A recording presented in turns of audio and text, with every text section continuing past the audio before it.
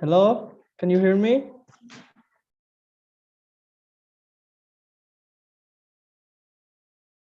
Yes.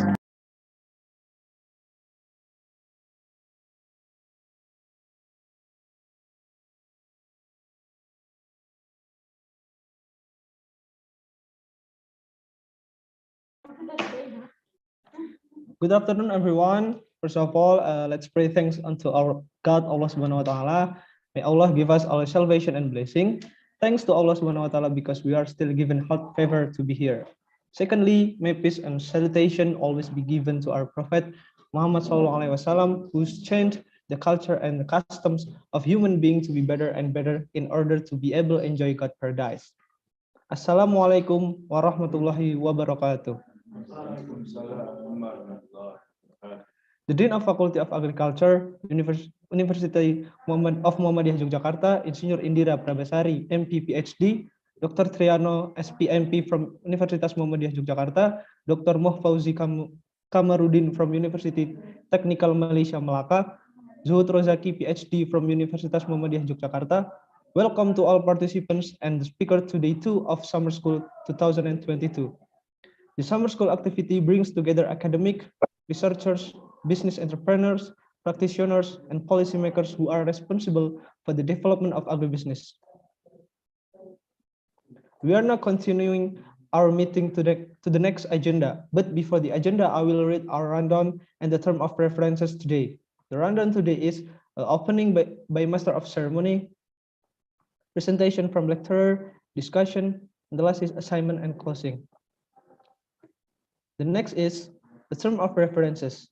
For the first, please enter the summer school program by remaining yourself and your institution with format institution name _ full name.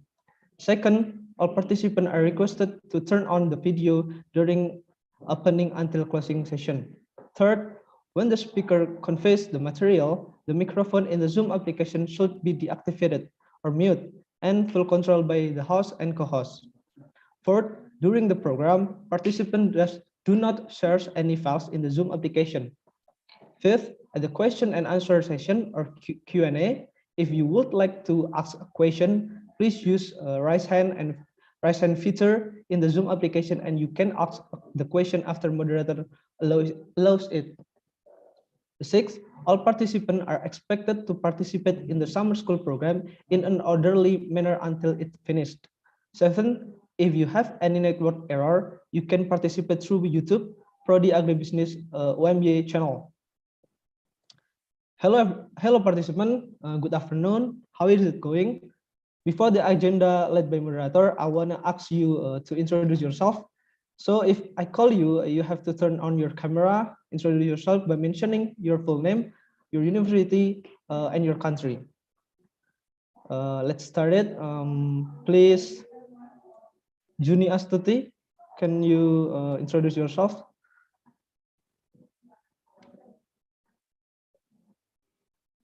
Hello. Hello. Yeah, I can hear you. Yeah.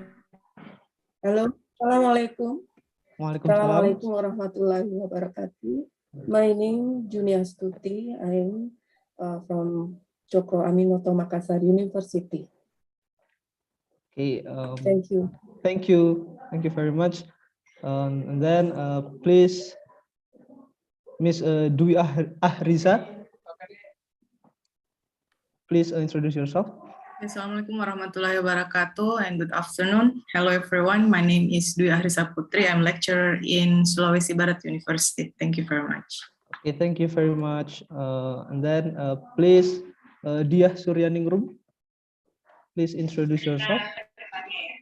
Yes, good afternoon. Thank you. I'm Diah Suryaningrum from 11 Maret University, Surakarta. Okay, thank you very much. Then please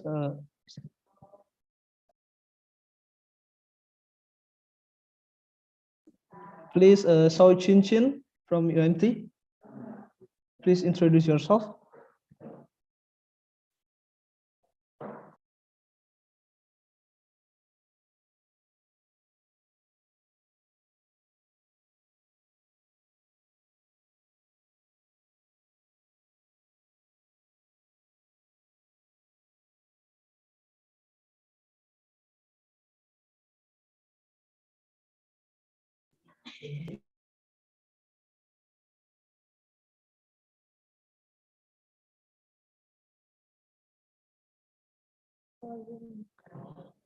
Okay, to shorten the time, I'm sorry if I didn't mention all of you. So today agenda will be led by moderator. Please welcome Mr. Pramanda Khairul Iksan. Time is yours. Hello, am I audible? Yes, you are. Yes, you are audible. Right now? Yeah. Okay, thank you. Okay, thank you for the Master of Ceremony for the opportunity.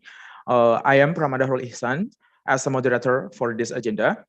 Would like to say welcome to all of you in Summer School Online on Tropical Agribusiness with themes Emerging Agrotourism with Sustainable Tropical Agribusiness with Department of Agribusiness, University of Muhammadiyah Yogyakarta on July 2022. I would like to lead the presentations and discussion at today's event. Today, we have two speakers, namely Mr. Dr. Triyono SPMP from University of Muhammadiyah Yogyakarta, with who will bring the topic, can agrotourism contribute to agricultural project marketing? And then the second speaker is Mr. Dr. Moh Fauzi Kamarudin from University Technical Malaysia Melaka, who will bring the topic humanizing agrotourism, the challenge for agripreneur. Before we start, I would like to remind you to following those things. The first one is don't forget to turn on your camera and please use the virtual background, and then don't turn on your mic while the speaker is delivering the material. After the speaker is finished, you can ask the question either via chat or directly turning on the mic with the raise hand feature.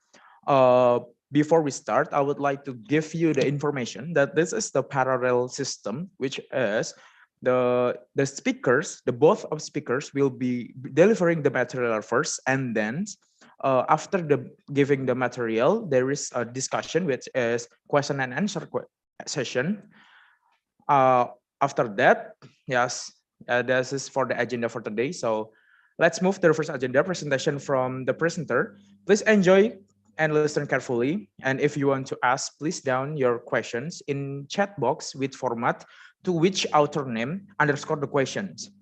Okay, let's listen the presentations. Dear Mr. Dr. Triyono SPMP, times is yours. Thank you, moderator. Assalamualaikum warahmatullahi wabarakatuh. Waalaikumsalam warahmatullahi wabarakatuh. Hello, everyone. I will present my topic about contributes of agritourism for agribusiness product marketing. Excuse me, I will share my presentation.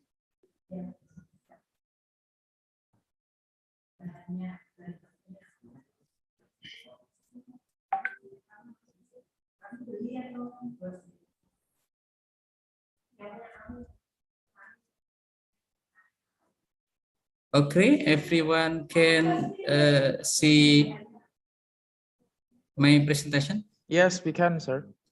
Okay.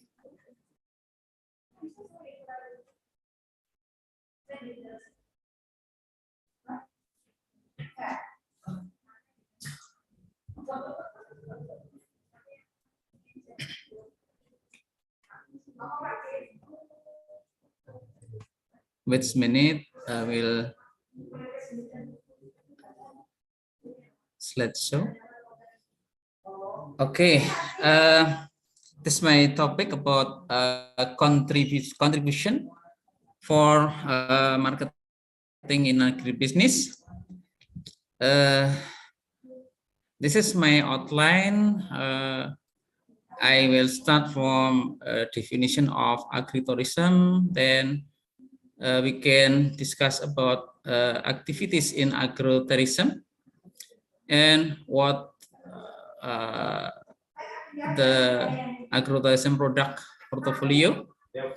And then we will discuss about the role of agrotourism towards marketing in agribusiness. Okay, start about definition. What is agrotourism? We can say that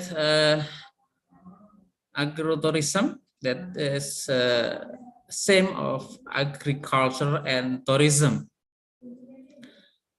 It's referred to the act of visiting a working farm or any agriculture, horticulture, or agribusiness operation for the purpose of enjoyment, education, or active involvement in the activities of the farm or operation, included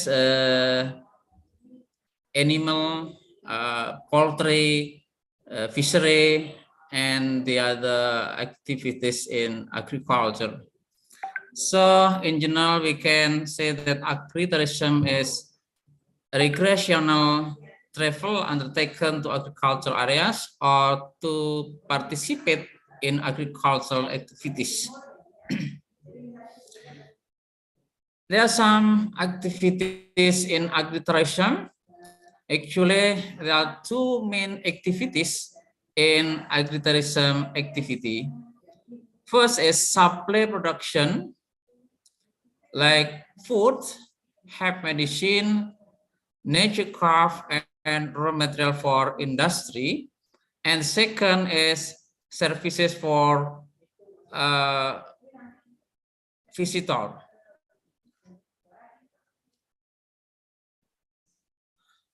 Let's discuss the time.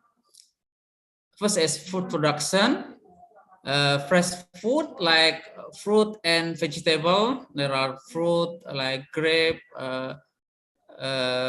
snake fruit, yeah, in Indonesia.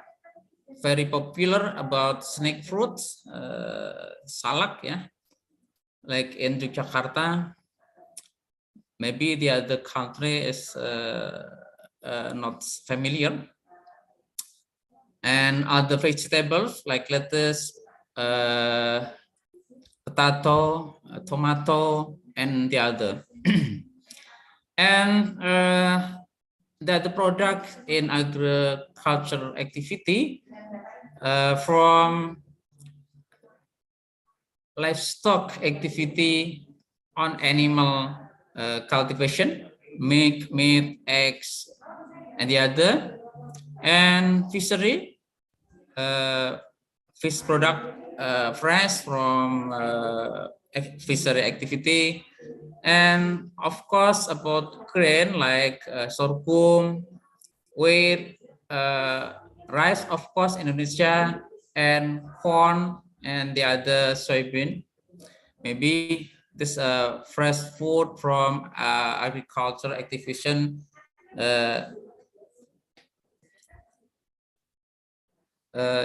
from the agritourism can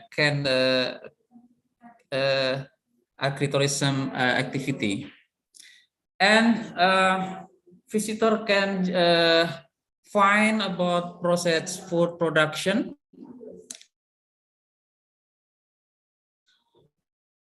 like processed Indonesia. There are many fruits processed, make drink and juicy, yeah, like traditional and local food in Central Java. It call it karika, and juice from guava, mango, strawberry, and the other. And many fruit make crispy, like salaka on snake fruit, crispy, jackfruit crispy, banana crispy, pineapple crispy, and the other. And also some fruit make cake mixed with chocolate and other fruit, yeah. And some traditional or local food in Indonesia make from some fruit like in West Java, there is call it dodol, or traditional food from Sunda. Other product in agritourism, visitor can find about herb medicine for health and body fitness, like mint and lavender for anti-stress. There can relaxation in the area on in the condition in field.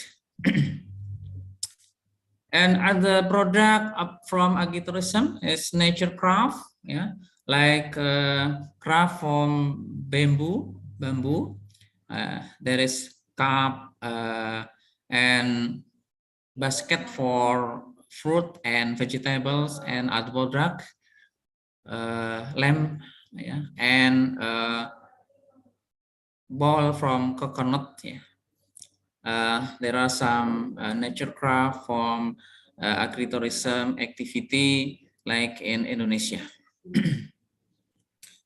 And the other activity in agritourism is services like farm tour. The visitor can enjoy and traveling around the garden, around on the plantation to enjoy view or traveling, or maybe can enjoy the fruit product and vegetable product in the gardening. Or maybe visitor can enjoy or with the farmer doing fixing the ornamental or florist, or maybe doing planting the vegetable or other plantation. It is hortifarm or services.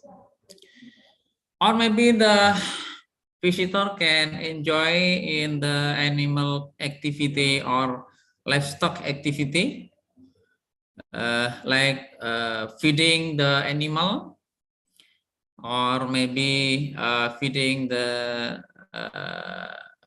poultry, control the health of animal, and maybe pitching the eggs and other activity in the livestock field.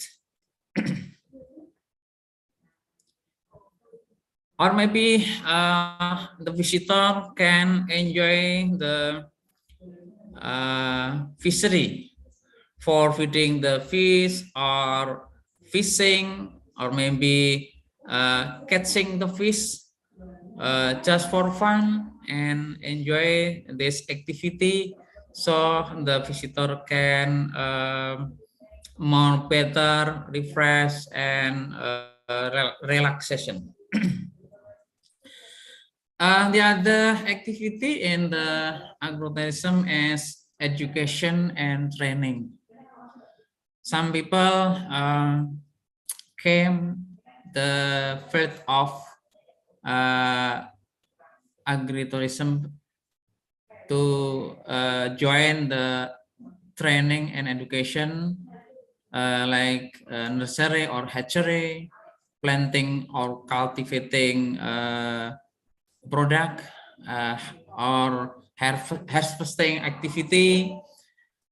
So they can join the post-harvesting or processing activity, and learning about eco-agro. Okay, let's one by one we can discuss it. The first is nursery or hatchery. The visitor can learn how to prepare the plant for cultivation. Prepare about nursery, like seed or the preparation, or maybe the visitor can learn about the preparation for hatchery of fishing or fishery, hatchery for poultry like chicken, or maybe how to get better animal breeding for some animal in the livestock field. And then the visitor can join a planting or cultivating activity in the field, like how to plant the plant and how to conduct air and cultivation management, or maybe pest and disease management, how to irrigate the plantation, and maybe the visitor can doing fish feeding, or feeding the animal, and the other activity in the field, like animal and plants, include health control of animal and pest and disease management. This is training and education in the agrotourism activity. And then the visitor can join and enjoy the harvesting activity, like join in the pitching of the fruit and product handling in the field, like how to pitch the snake fruit, because snake fruit is there is a risk to pitch, and the participant can more attention for pitching this fruit. And then there are some activity training and education in the agrotourism, post harvesting or processing of product from agriculture, like sortation activity of the product, then selection and grading of the product from agriculture, and then maybe the participant can doing the fermentation activity, like fermentation of chocolate, maybe, or maybe in the activity in the CBO crude palm oil, yeah, processing, and maybe join in the cooking activity or packaging activity in the post-harvest or processing activity product from agriculture. And the other activity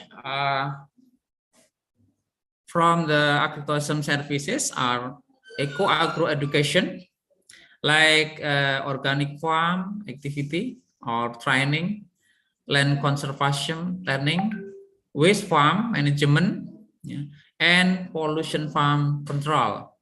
Yeah, maybe the participant can learn about how to how to do practical of organic farming, how to do practical of waste management, for better and sustainable agriculture, and the other activity, and how to control the pollution of the farm activity, like how to control pesticide, how to control residue of fertilizer, chemical, chemical fertilizer, and the other. There are some agrotourism product portfolio that is 3 category, like attraction, event, and services. From the attraction, there are historic plantation, agricultural museum, village room shop, exotic garden, and produce and craft market. And the visitor can find in the some event like agriculture fair, local festival, or special event. And some services in the agrotourism, like farm tour, rural bed and breakfast, spa, alternative medicine, agro processing, and agrotourism operator. There are some agrotourism product portfolio and agrotourism activity. About attraction, the visitor can find and look at or the Museum of Agriculture to learn about agriculture development in the region of the country, like in Bali, maybe different with in the Java, different with in the Sumatra, and different within the maybe Kalimantan Island and Sulawesi Island. There are some attraction of Museum of Agriculture in Indonesia that is called Museum Tani. And the other attraction is village shop. The visitor can buy some product from agricultural product directly in the village, so like potato, crispy from potato, and the other product and traditional product that the villager produce.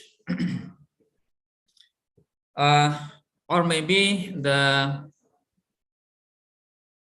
visitor can enjoy and having fun about exotic garden, like florist garden, or maybe some view of the plantation. Then it can the participant or visitor better and more fresh. And the visitor can visit the market, craft market, maybe some product that produced from the villager that it can make from agricultural waste, like leaf, or like from the skin of fruit.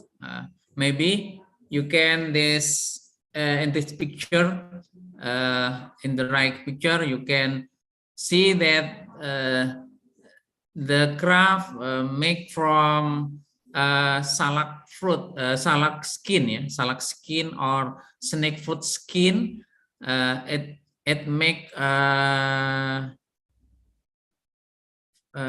like flower from the waste of skin of snake fruit.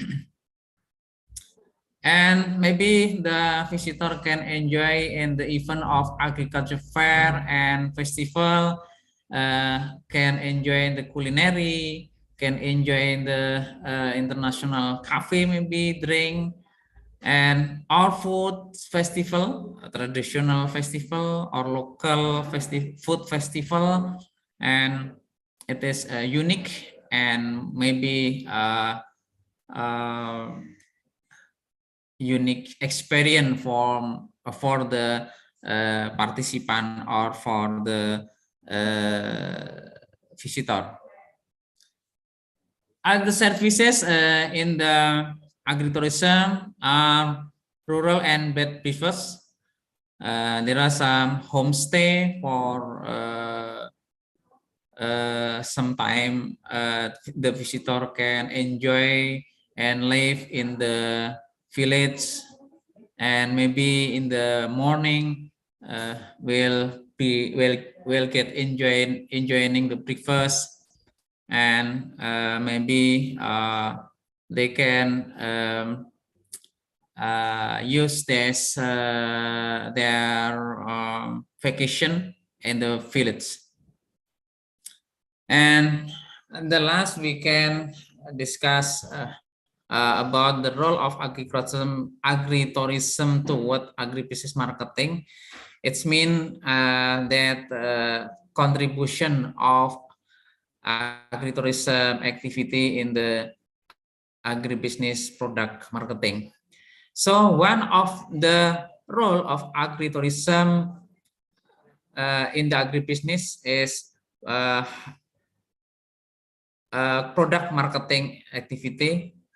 Yeah, benefit of developing agritourism. One of them is product marketing, and the other like improving farm productivity, empowerment rural areas, creating job, and the other benefit.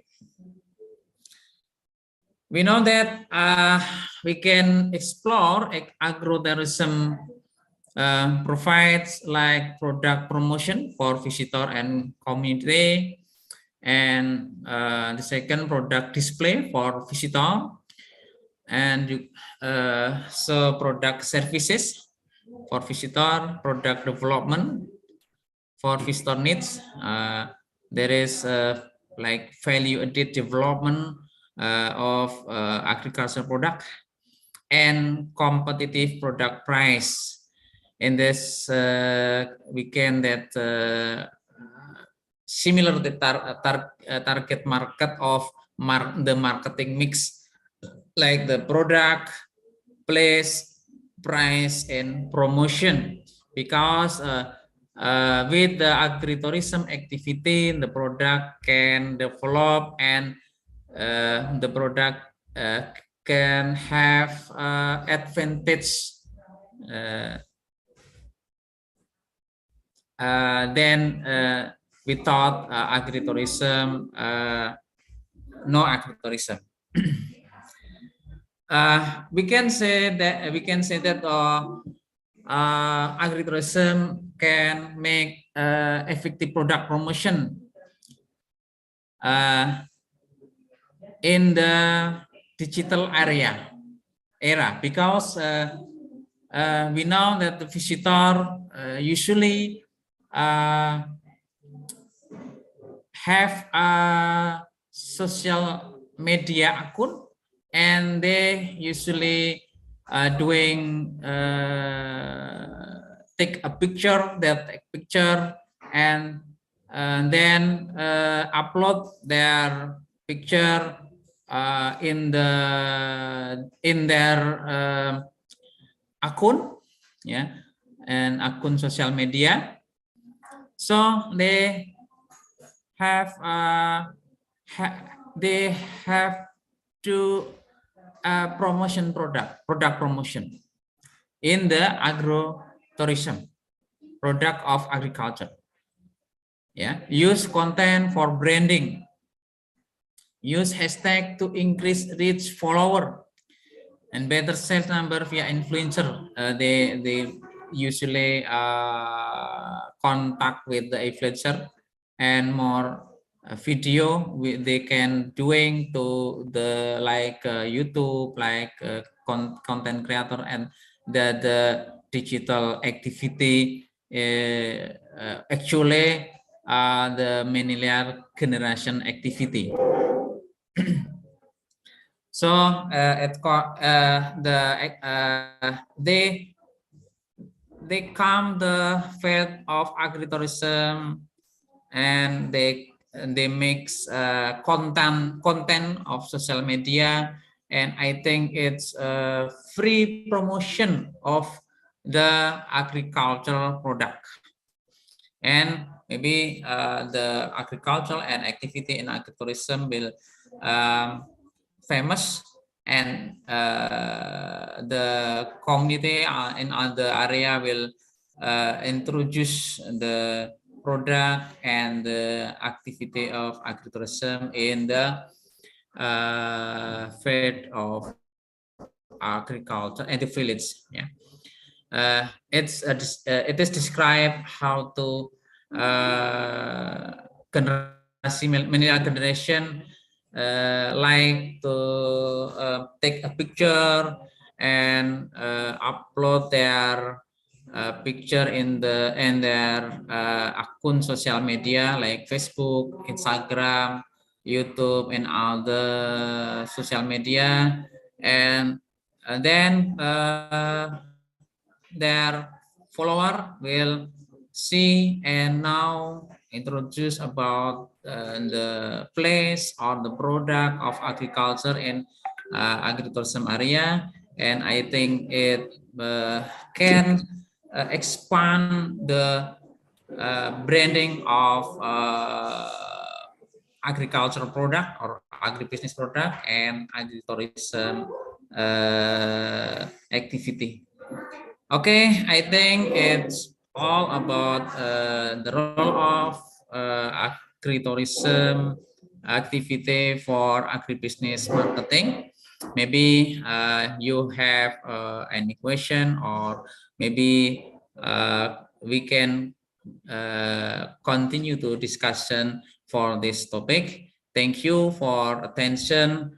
That's all. Assalamualaikum warahmatullahi wabarakatuh. Waalaikumsalam warahmatullahi wabarakatuh. What a great material for Mr. Triono. And then for the discussions is will be held after the second speakers are already delivering the material. Okay, some review for this topic. Can agritourism contribute to marketing agribusiness? There is a lot of activities, two activities for agrotourism, which is supply productions like food, herb medicines, nature and nature craft, and then education and training, like which are nurturing or hatchery, planting, cultivating, harvesting, etc. And then for the attraction from the agritourisms is like a museum of agriculture, village shop, herb exalting garden, craft market, and agriculture fair and festivals. After that, there's a lot of roles from agritourism toward agribusiness marketing, is from product marketing, and also from the agritourism with using social media for these generations. If social media will be contribute a lot for promoting the agritourism product. Okay, that's a little review for this material. Thank you for Mr. Triono for what the great, amazing materials. And then we will let's next to the second speakers. Hello for Mr. Fauzi Kamarudin. Are you there? Yes. Can you hear me? Okay. Yes, I can hear you. Okay. Are you ready for the delivering the material? Yes.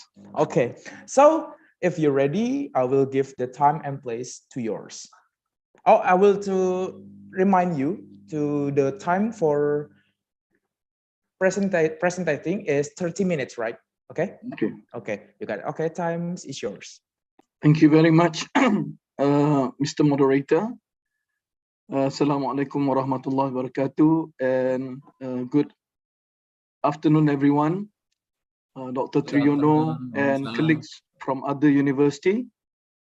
First of all, I would like to wish everyone happy Eidul Adha. We are still celebrating and still eating a lot of meat, inshallah. Yeah. Yes. Okay. Inshallah. Let me share with you my. Okay. So I hope everyone can see my slide.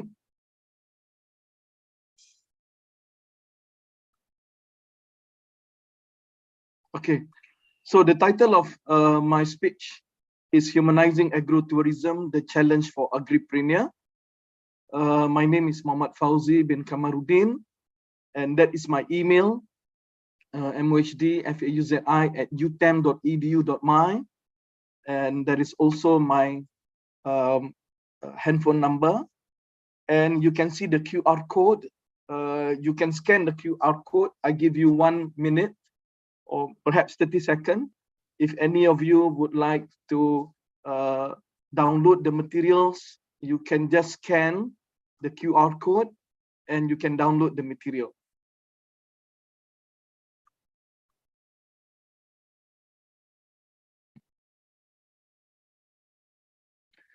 Besides that, at the end of the presentation, I can also pass the slide to the chairperson.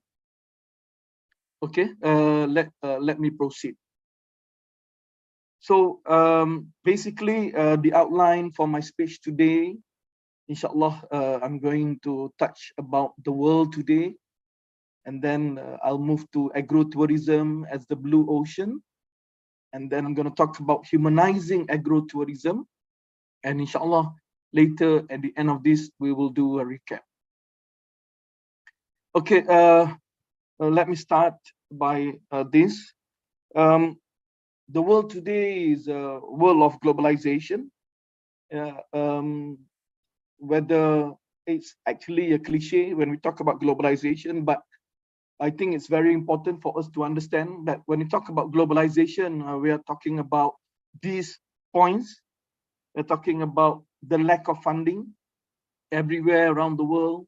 There is not much funding available. It's not that there's not much money. There is money, but people are very stingy about the money, because why? It's not easy to get money nowadays. And then we are talking about digital technology. And also, if you see, there is the one here, the logo here with the word demand. When you talk about globalization, the world today, everything is based on market demand. There is no demand, then we cannot do. Even in education, if there is no demand, we cannot open a faculty. A faculty cannot go for business, because if there are no students wanting the faculty or wanting to learn. So everything is based on market demand, whether we like it or not. And then when we talk about globalization, we are talking about now everyone can fly. The world becomes a smaller place. And as you can see today, we have friends from different countries. In other places, if we have seminar, the seminar will consist of people across the world, and that's normal nowadays. Yeah. And when we talk about globalization nowadays, we are also talking about the rise of the gig economy.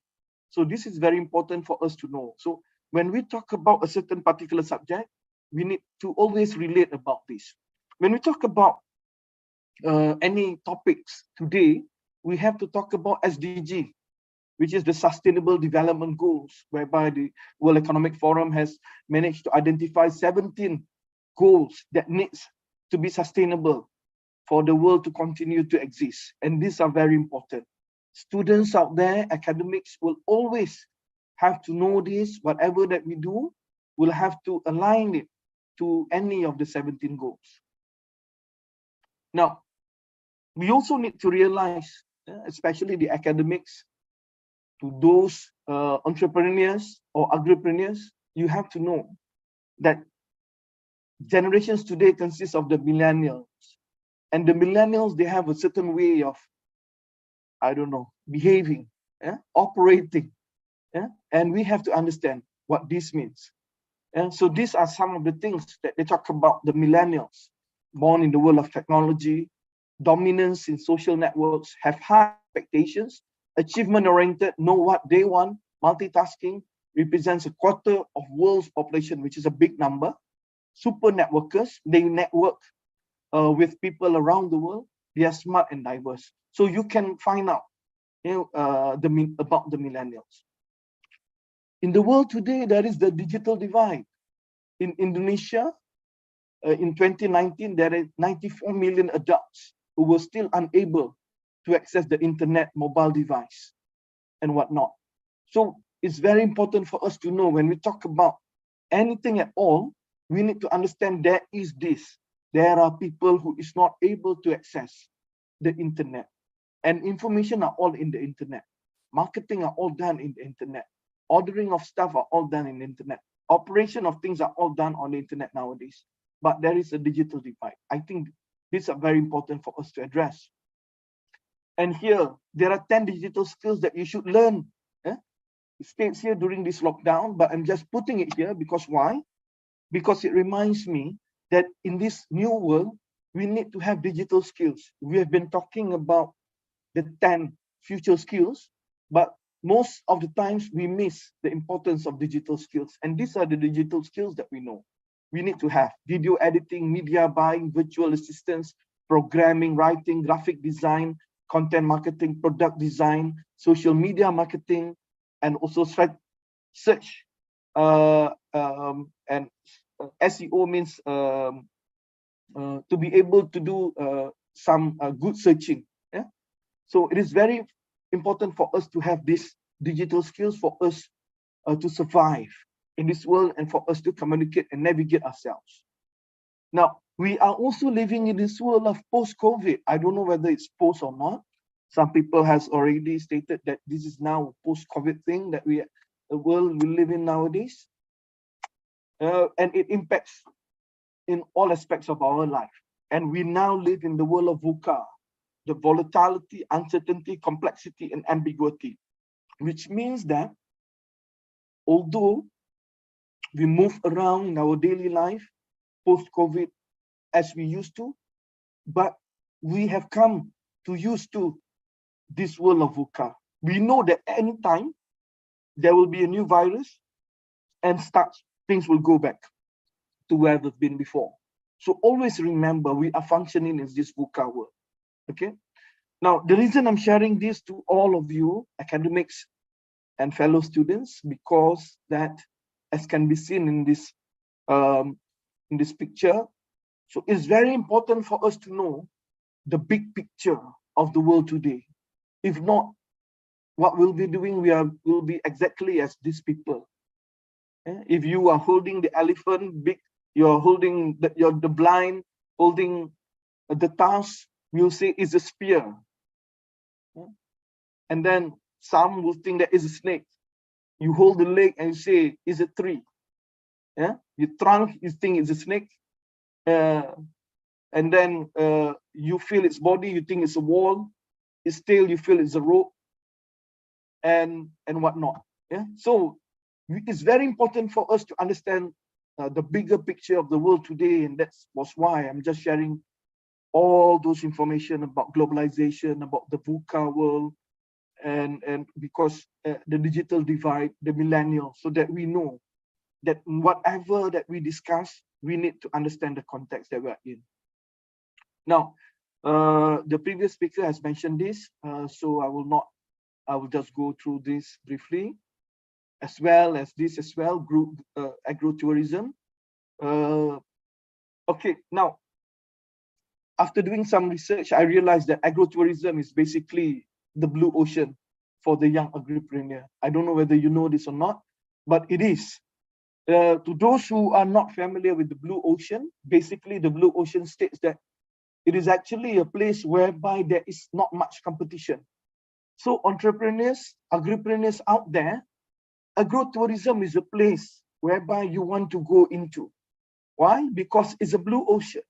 There's not many people there, and there are still many things to do, and there are still many things to discover. Now, based on the US website, it is stated that the global agritourism market size reaches USD 117.37 billion. That's the market size. How much is it? I don't know. If you put zero, it's going to be a lot of zero from one end to the other. So it's really a huge place, especially you guys from Indonesia. So it's really a big place. Sorry, it's really a big income, big economy, big slice of the pizza. So go. This is why I say it's a blue ocean. Now, when you talk about agro-tourism, these are also things that you need to know. when you talk about agro-tourism nowadays, the latest thing people are talking about smart farms, small and smart farms. In Singapore, as you can see, they are also aiming themselves as through small and smart farms for them to export food and fruits. This is in Singapore. So this is what they are aiming. In countries such as India, Bangladesh, Cameroon, people have gone into smart farming and sustainable farming, and I know that in Indonesia, this thing has been gaining substance as well. So these are things that we need to know when we talk about agro-tourism. You need to know about the survey drones, the agri-bots, the smart tractors, cows, and farming data. These are very important for you to know.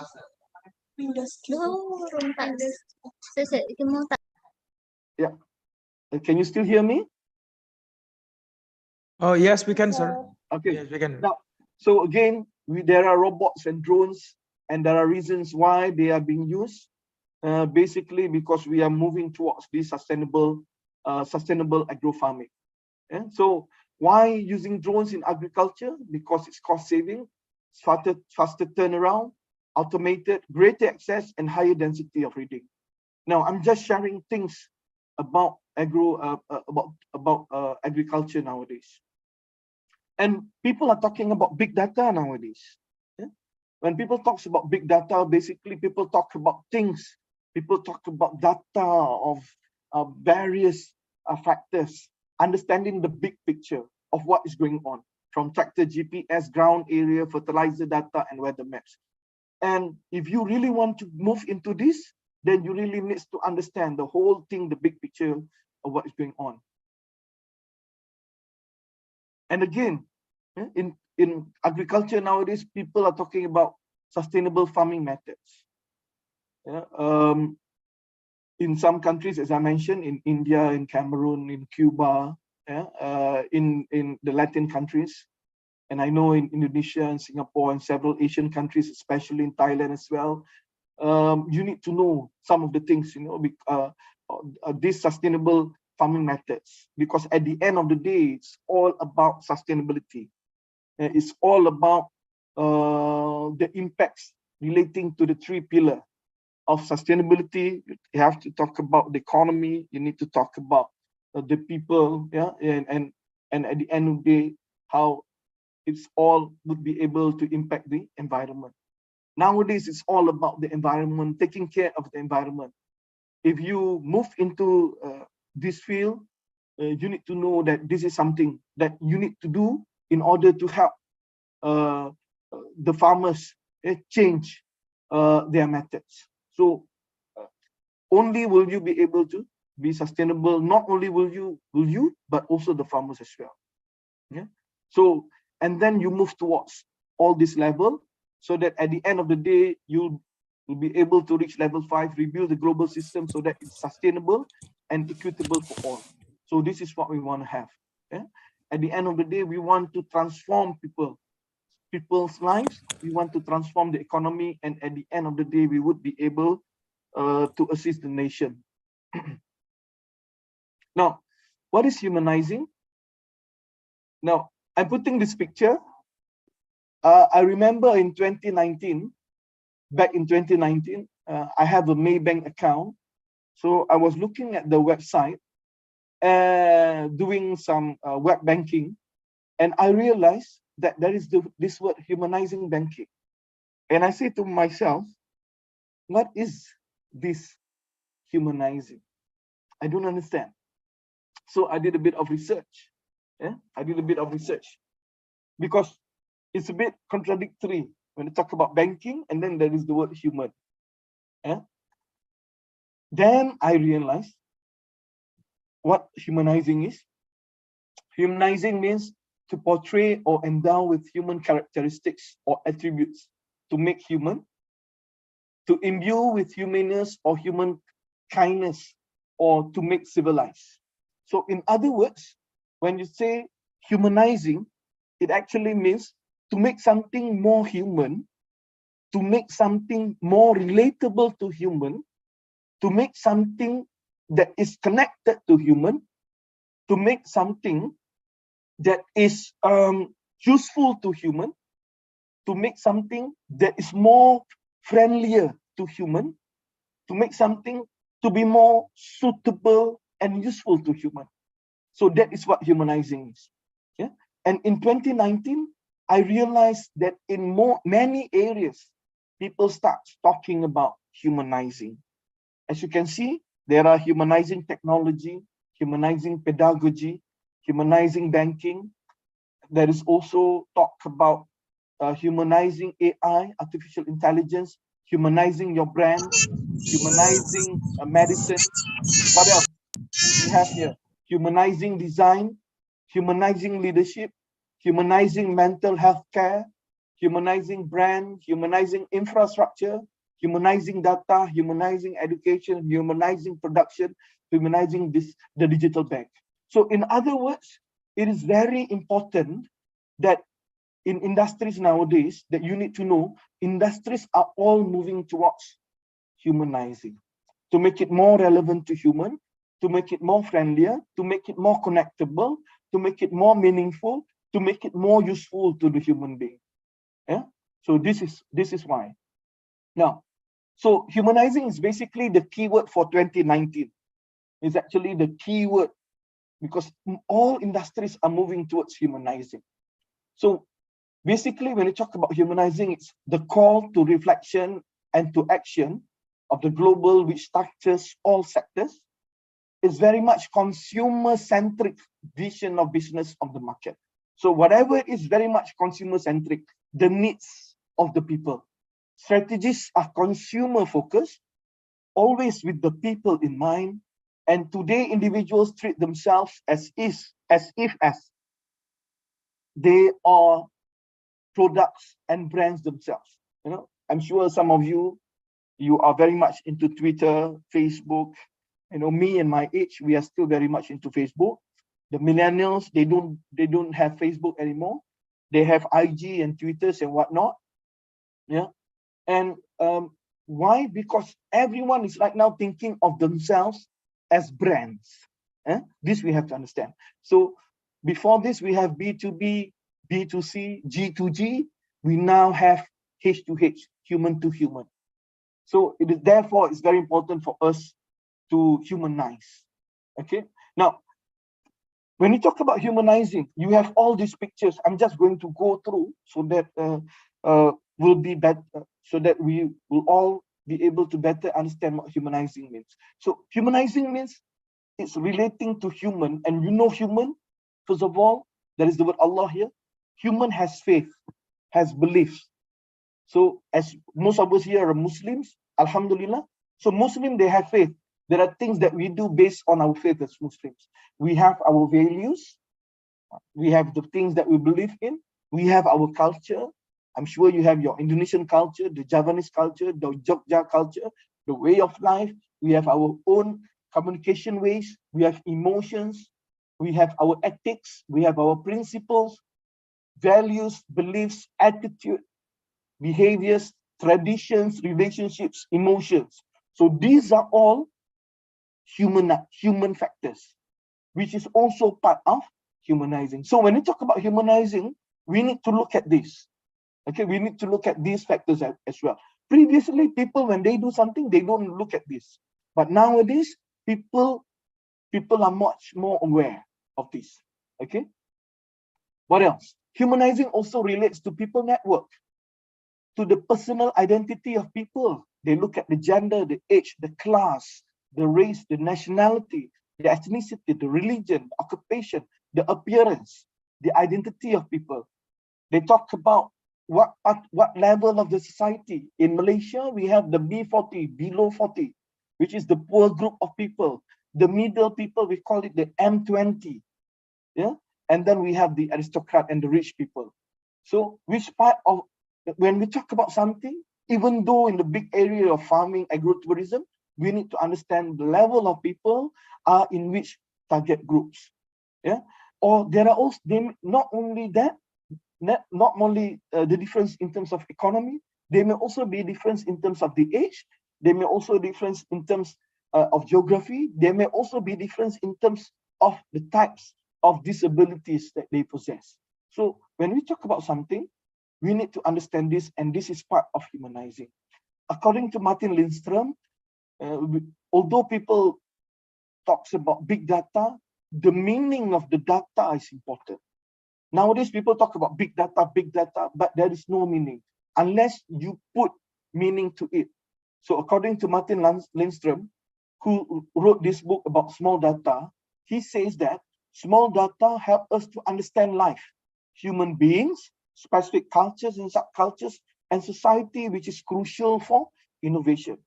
The risk in being exclusively driven by big data is the loss of depth, relevance, understanding of evolutional logic, the loss of culture, of humanity, and of life. So in other words, if I may rephrase what Mr. Martin is trying to say, he says that although we can talk about big data, unless you understand what it means, it's not enough that if you don't understand what it means that we have not humanized it. We have not the need of it to human being. We don't know how it would be able to relate to the human being. So this is what he's trying to say. So he's trying to say, even though we talk about data, we talk about numbers, we need to understand what it means to the human, and that is most important. Now, so as this is a conceptual lecture, I am proposing that there needs to be humanizing of agrotourism. In education, it means constructing beliefs and practices around a humanizing education that focuses on the current reality, culture, and lived experiences of the learner. So that is for humanizing education. And that is written by law in 2015. So if we are to relate that to agrotourism, to humanize it, then it should be humanizing agrotourism relies on the ability in navigating, coexisting, or adhering to the social, political beliefs, practices, needs, and aspirations of the agriculture ecosystem involving industry players, societies, government, academics, natural environment, NGOs, and digital technology players. In other words, we need to understand the picture of the quintuple helix model. We need to know who the players are. We need to know each of them in terms of their culture, their belief, their practices, their needs, and their aspirations. I think that is very important. We miss that, then we miss the whole thing. And this is what is preached. This is very much aligned and what is preached in design thinking. Now, if you look at design thinking, here, the first step of design thinking is empathy. Design thinking by Stanford School, I'm sure you know. In Stanford School, the first step of design thinking is empathy. Empathy very much relates to humanizing, because empathy talks about understanding the people, understanding the people's need first. So if you want to go into agrotourism, what I'm saying basically is this: understand the farmers. What do they want? Understand the people who's marketing it. And understand the government, what do they want? Understand the industrial players. Understand the needs of the children of the farmers. By understanding all that, you understanding the whole ecosystem, you would be able to put yourself in the whole industry and be able to make a sustainable living and be able to make a sustainable contribution and be able to make a big transformation, and you will be able to know what needs to be done. You will be able to find your niche. Last but not least, is very much related to the Maslow's hierarchy of needs. This is very much humanizing. People, they have their psychological needs. This is the main basic. And then we have the safety needs.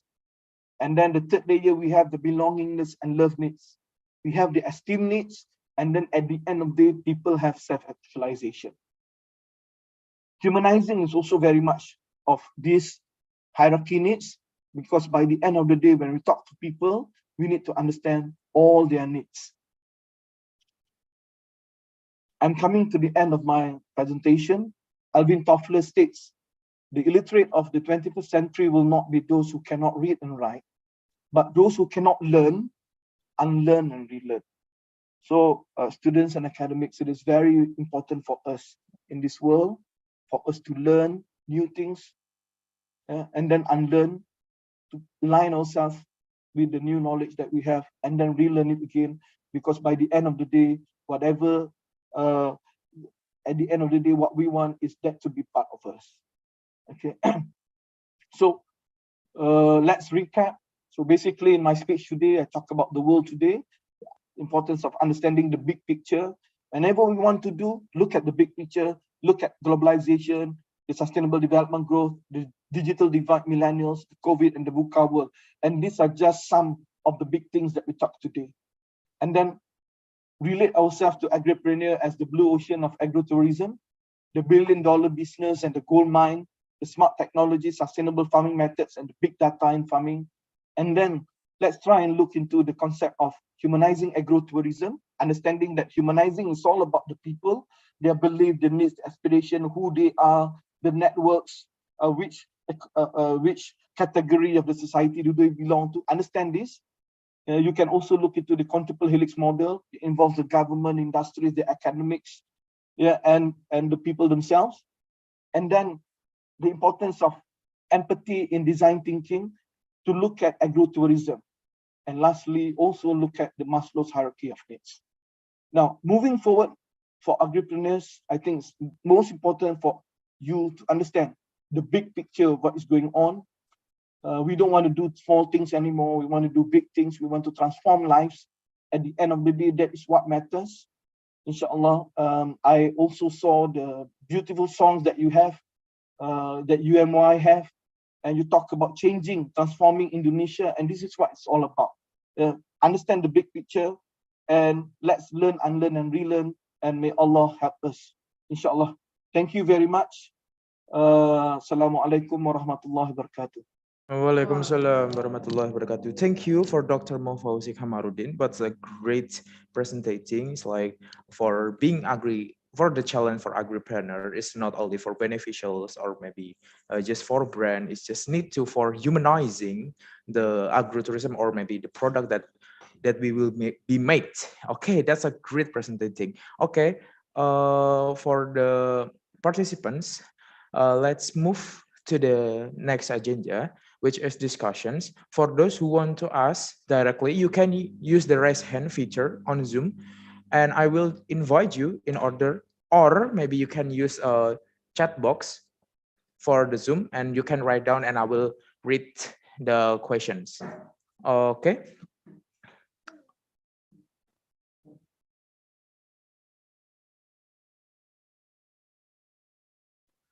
Okay, let's for the first is for Miss Dwi Ahriza Putri. Maybe you can ask your question.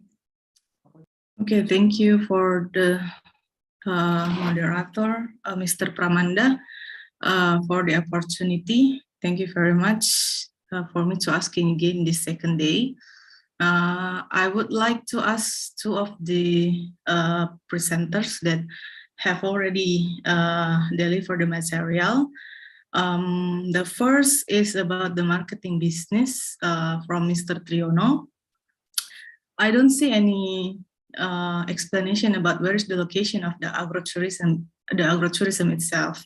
So maybe Mr. Triono can explain more about maybe one case, in the area there or where, and then I am figuring it out. How do you differentiate between marketing and agribusiness itself? As we know that marketing is one system that including in agribusiness. So how do you differentiate the term between the marketing that you already explained in your presentations, and you connect it with the agrotourism? And for the second presenter from Mr. Muhammad Fauzi, it is a very interesting presentations that you have told to us about the humanizing agrotourisms, the challenge for the agripreneur. My question is, as we know that COVID-19 has ruined all the sectors in the world for us, especially for human being, for every sectors, especially economic. And from your point of view, how agrotourism works or operate in Malaysia in this normal era, because we know one of the sector that's really support is tourism. And how do you figure it out about the tourism's conditions in Malaysia? Thank you very much. Okay, thank you for Ms. Dwi Ariza. Is the first question is for Dr. Triyono, right? Is it to dividing between marketing and agribusiness? Is it correct? Yes, differentiate. Yeah. Okay, the differences of marketing and agribusiness. And then for the for the Dr. Mohauzi, is this how to agritourism work in this normal area and how you figure it out? Okay, is it correct? Yes. Okay. In this normal era. Okay, is this normal era? Okay, thank you. Okay, maybe for Dr. Triyono, you can answer the question. Thank you for this question about differentiation about agribusiness and marketing. I think marketing is one a part of agribusiness, because agribusiness activity is a complex activity in agriculture, from the on farm, off farm, processing and marketing. So we cannot divide between agribusiness and marketing. We can say that there are some case in Indonesia about agrotourism, and this agrotourism, some activities is business about agriculture product. So agrotourism activity, one of the activity is can have to promote the agricultural product in the field of agrotourism. Such as maybe we can example in Yogyakarta, agrowisata Sawak Pondoh, maybe in Sleman, you can you can find the product of fruit and other product of processed product of the snake fruit. And it is the agritourism activity can introduce some product in the field of area, and all the product maybe in the other location in Wonosobo, Central Java, you can find Karika, and the other location you can find chocolate maybe. It is some activity agrotourism. And one more we can divide between agro business and marketing. So marketing is one part of agribusiness activity, and it's is very important to develop to improve the farm activity or agriculture activity. And we can hope that this activity can improve the community welfare. I think it's my answer. Maybe you can discuss anymore. Thank you. Okay, thank you for Dr. Triyono for the answer. And then we jump to the next questions to Dr. Mohauzi. The question is, how agrotourism work in this normal era in Malaysia and how you figure it out? Maybe for the Dr. Fauzi, you can answer the question. Okay, thank you very much.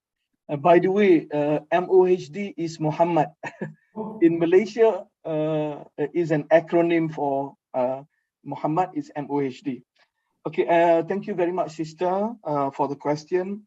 Now, this is my feedback. Agro-tourism in Malaysia is still at its infancy stage, still small. However, there are few places that are highly famous. They are quite famous, such as we have the dairy farm in Sabah, very famous. Yeah, and also we have the one in Cameron Highlands. So these are some of the few places. In many other places, it's still at a very young age, very small, but it's slowly gaining popularity, especially among the young agripreneurs. Now, just to let you know that after COVID hits Malaysia, business are slowly booming. However, we are now hit by the inflation, the problems. As you know, for example, the cooking oil from 22 ringgit is now 42 ringgit. It's double the price. And other essentials are also being more expensive daily. Yeah? The government at the moment coming to the next election is providing the people with many incentives, and this gives some money to the people for them to spend, especially the middle class people. And even with this small money, people move around. Every weekend, you can see people uploading pictures in Instagram. They go to Sabah by flight, they go to Cameron Highlands, they go to small agro farms, doing bits here and there, spend money because they know in the VUCA world, if you have the time, better go out and spend money and live and enjoy your life, because at any time you will still go back, and you will not be at any time you will not be allowed to move or roam freely anymore. Yeah. So again, my take for this, agro-tourism is still at a very infancy stage in Malaysia, especially post-COVID, during post-COVID, but the popularity is slowly gaining momentum among the people. And we have very much to learn in countries such as India, countries such as Cuba, Cameroon, and the Latin countries, and I'm sure we have to learn a lot from Indonesia. I've been to Yogyakarta itself, I think almost about 10 times, and there is much more that we need to learn just from Jogja itself in terms of agro-tourism. Thank you very much.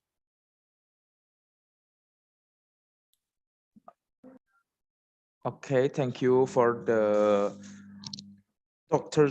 Triona and Dr. Muhammad Fauzi. Maybe we can jump to the next questioner. Questions.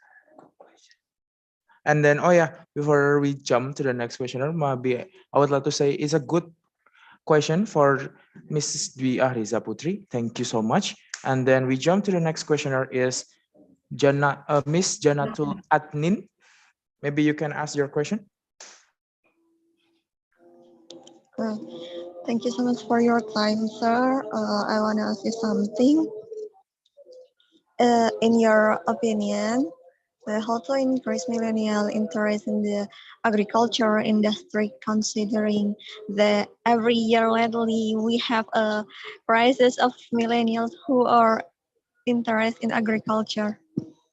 Just that, I think.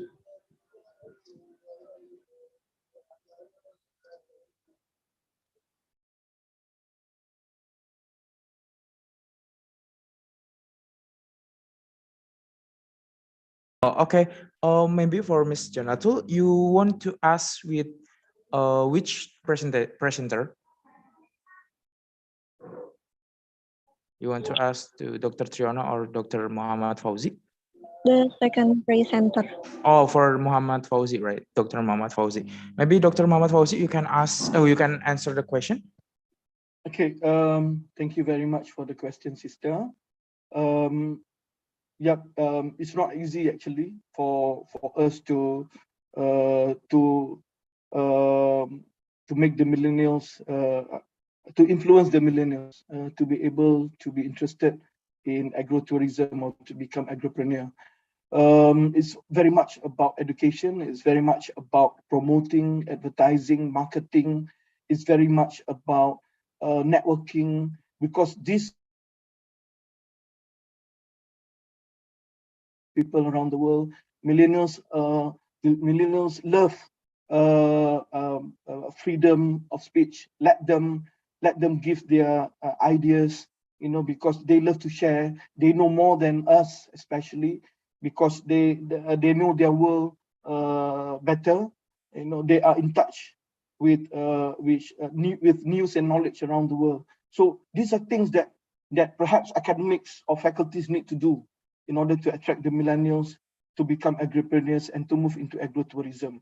You know, again, networking is important. You know, sharing of knowledge is important. Giving them a stage whereby they'll be able to prepare to share their opinions and concerns.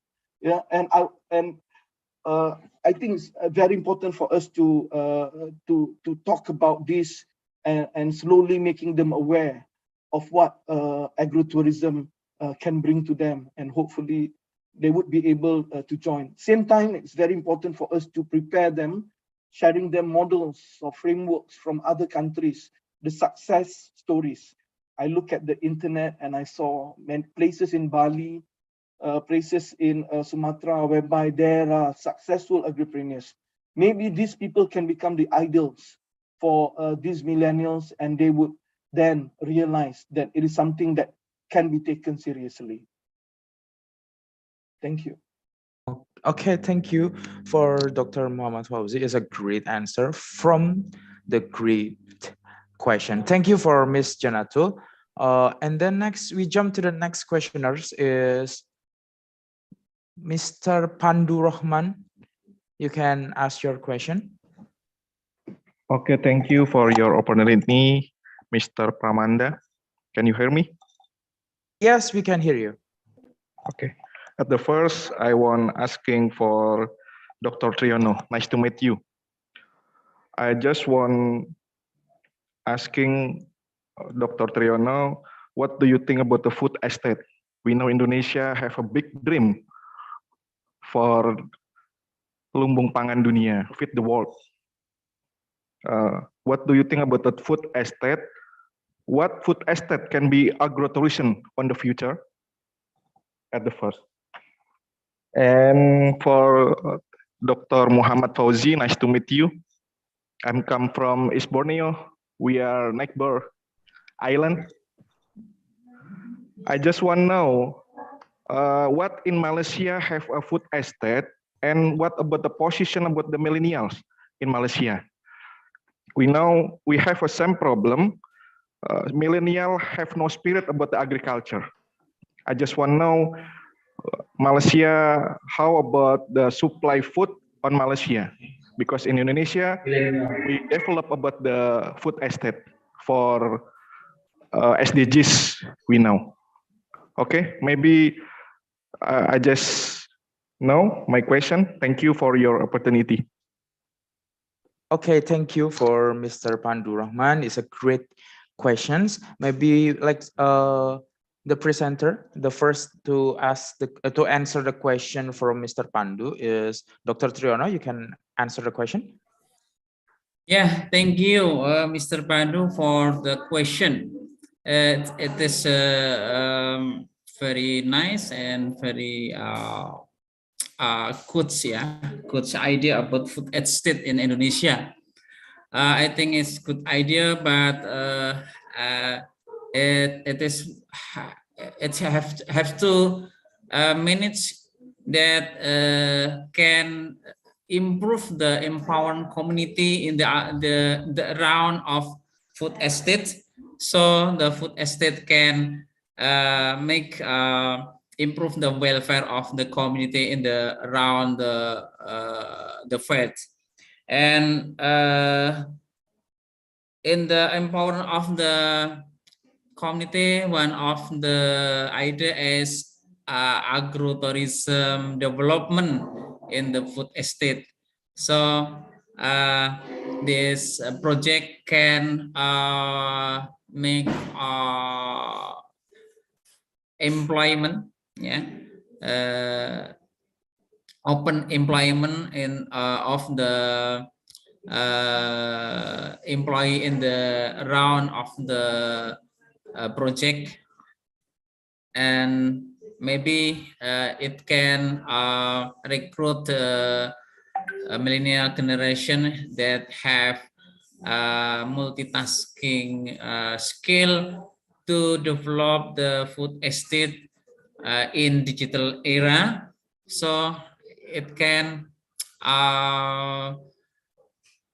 develop the economic region in the around our food estate project. I think it's my idea, my opinion for the Pandu, Mr. Pandu question. Thank you. Assalamualaikum. Waalaikumsalam. Thank you for the great answer from Dr. Triyono. Maybe let's go to the next presenter. Dr. Muhammad Fauzi, you can answer the question. Thank you very much, brother, for the interesting question. And my take on this. Yes, in Malaysia, we are still having problem with the issues of supply of food. As you know, the latest happening is our Prime Minister is just went to Turkey in order to discuss collaborations with Turkey being in Europe, and also having collaborations with other Asian countries in terms of getting food supply. These are not easy times, and therefore we ourselves needs to start living a new way of life.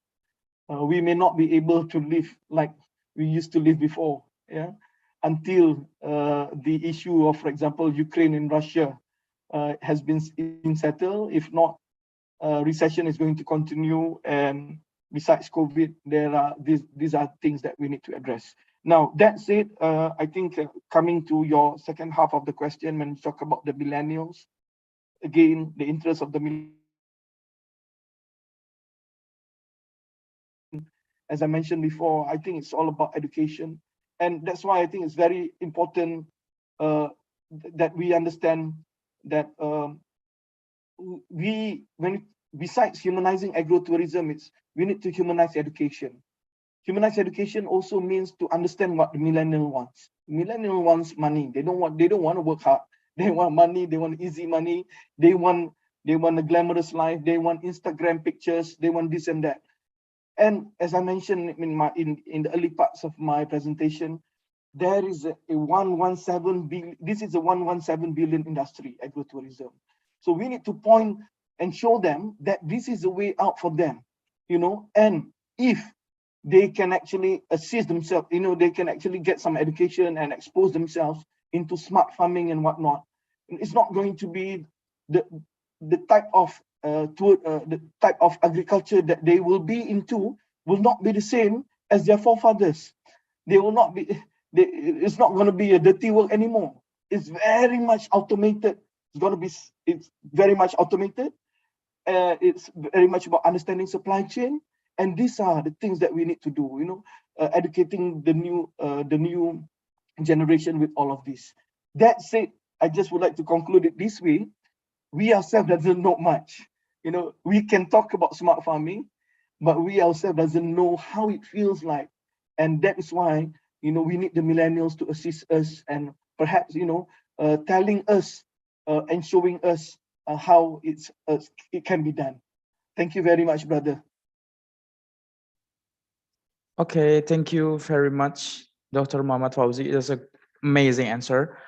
Maybe I would like to read the last question in the chat box. It is from Mr. Muhammad Imanuddin. There are two questions to Dr. Triyono and Dr. Muhammad Fauzi. I will read the first from for Dr. Triyono. The question is, how much the contributions of agri-product to the agrotourism, where agro product have three big weakness that perishable, bulky, and continuity. Maybe Dr. Triyono, you can answer the question. Okay, thank you for this question for Mr. Muhammad.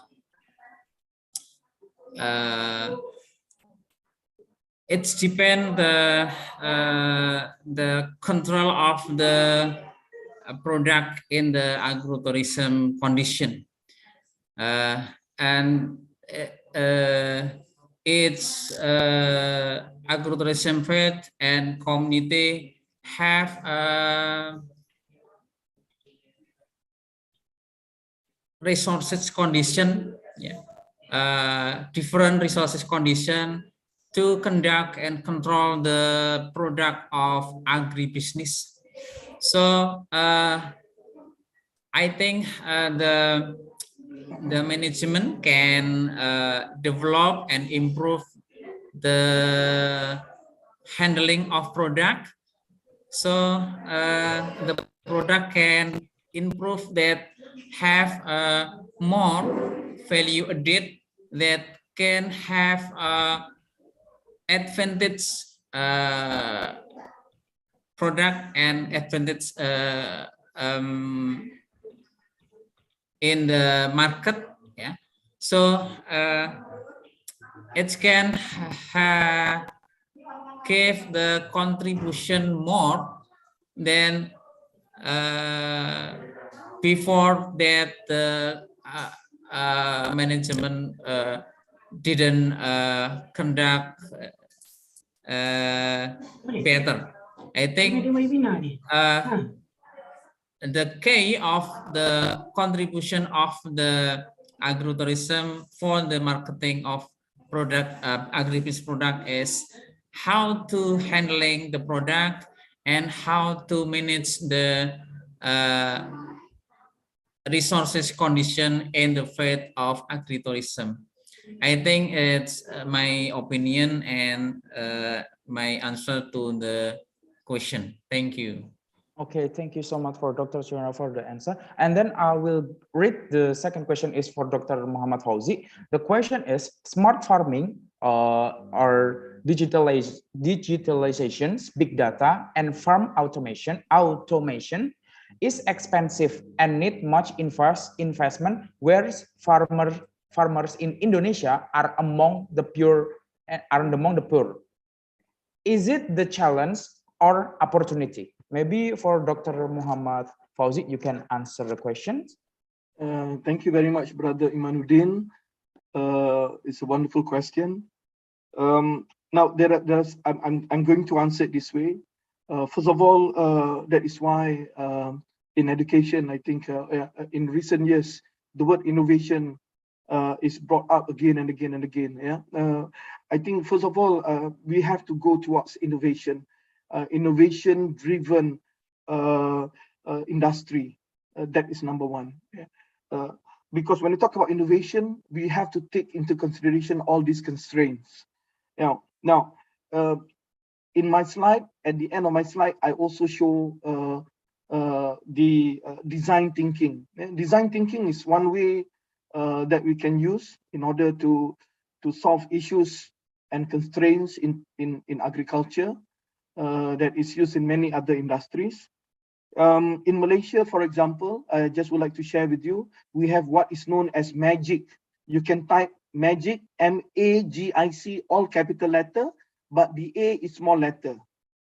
M-A-G-I-C, MAGIC. In Malaysia, we have MAGIC, with A small letter, the rest capital letter. Is basically an organization whereby it helps youth to do business, new business, and it actually train them from the very initial beginning until the very end, and it also provides some money. And I know that in Indonesia there are also many angel investors that can assist people to do business. Although there needs to be NGOs that needs to help them. Now, government and NGOs need to to do some intervention to help to assist these poor to very poor people, it can be done. And there is also the Wakaf system. At the end of the day, brother, again, if you look at the quintuple helix model, the government, the academics, the society, and the industry players needs to come together to assist these people. And institutions needs to be at the center of this model so that we are able to help the society, especially the poor farmers. And certain innovations can be very cheap. Nowadays, in fact, you can go to YouTube, you can watch Shark Tank, for example. Some people has big impact. Yeah, so we need to educate these farmers, young poor people, so that to show them that there are answers to them. We may not use tractors, we may use other different ways. Innovation is the answer. I think that's the way to go. Thank you very much. Okay, thank you very much for Dr. Muhammad Fauzi for the great answer, and thank you for Mr. Muhammad Imanuddin for the questions. I think this is the end for question and answer sessions. Thank you so much for the participant for your kind attentions, and then for the presenter for your great materials. Maybe I want to ask the both our presenters. Maybe the first is for Dr. Muhammad Fauzi to give a closing statement for this class, for this today. Maybe you can start your closing statement right now. Again, thank you very much to the organizer. I think this is a great event.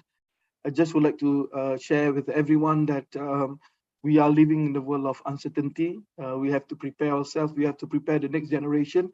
We need to understand the big picture, understand what is going on, because the way we used to live and the way we are going forward is very different. But there is always hope. We need to be able to connect with each other. These are examples of a stage whereby we can discuss and continue to have discussions for us to move forward. And thank you very much. All good things comes from Allah, and the rest are all from my weakness. Thank you very much for the opportunity. I've also uploaded in chat my slide and also my contact. I hope to hear from everyone. Thank you very much, brothers and sisters. Okay, thank you so much for Dr. Muhammad Fauzi. Maybe the next one is closing statement from Dr. Triyono. Maybe time is yours. Yeah, thank you, moderator. We can develop the agriculture and agribusiness sector by agritourism, because the agritourism is a chance and challenge to develop a economic sector in agriculture, and it's the hope of one of economic sector in the country and the global economic. We can develop by improve the social capital, like Mr. Muhammad Fauzi about humanizing. So social capital is very important to develop and improve, to use improving in agriculture and agritourism, agritourism idea to develop the agribusiness tropical in the country in the Indonesia, maybe, and the Asia. I think it's good, and so I will say thank you for this time and this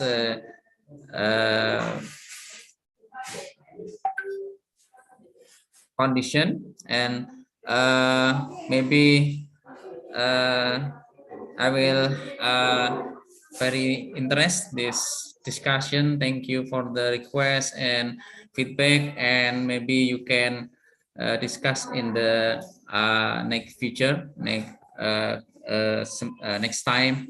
And I will say thank you. Assalamualaikum warahmatullahi wabarakatuh. Waalaikumsalam warahmatullahi wabarakatuh. Thank you for the speakers.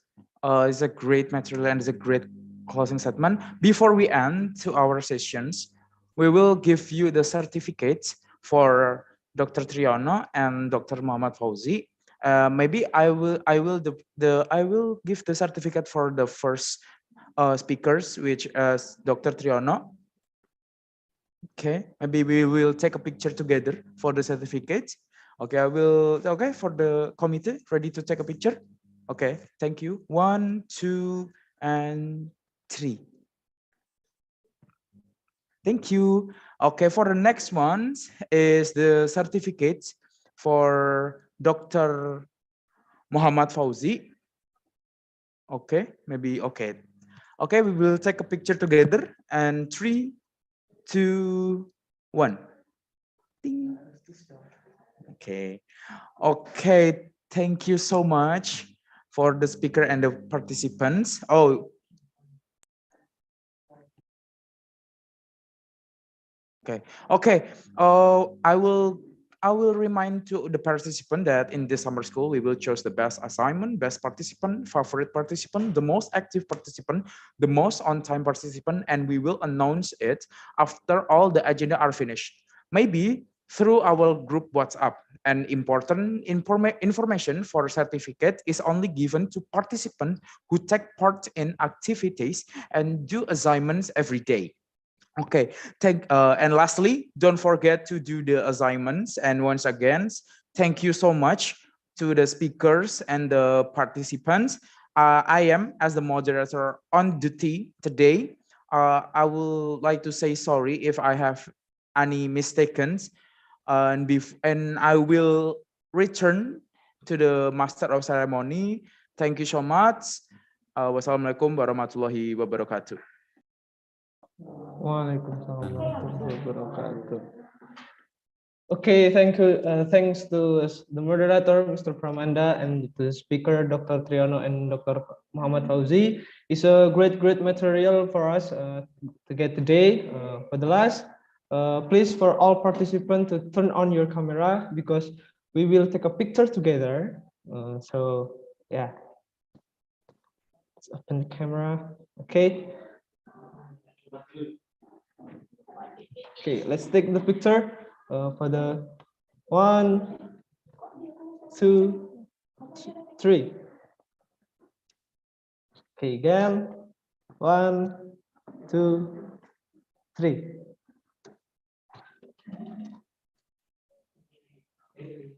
Okay, again. Once again. 1, 2, 3. Okay, thank you. Thank you very much for everyone. That's all our agenda today. Don't forget to do the assignment because actually for all participants, you have an assignment for each day. So the assignment prompt will be sent in the WhatsApp group later, and the assignment must be done no later than 11:59 p.m. Jakarta time tonight. And I am Muhammad Abdul, as a Master of Ceremony of the Summer School on Tropical Agribusiness 2022. Would like to say thank you and see you on the next day. Terima kasih dan sampai jumpa lagi. Wassalamualaikum warahmatullahi wabarakatuh. Waalaikumsalam warahmatullahi wabarakatuh. Waalaikumsalam warahmatullahi wabarakatuh. Thank you everyone. Goodbye and see you. See you in the next day, everyone.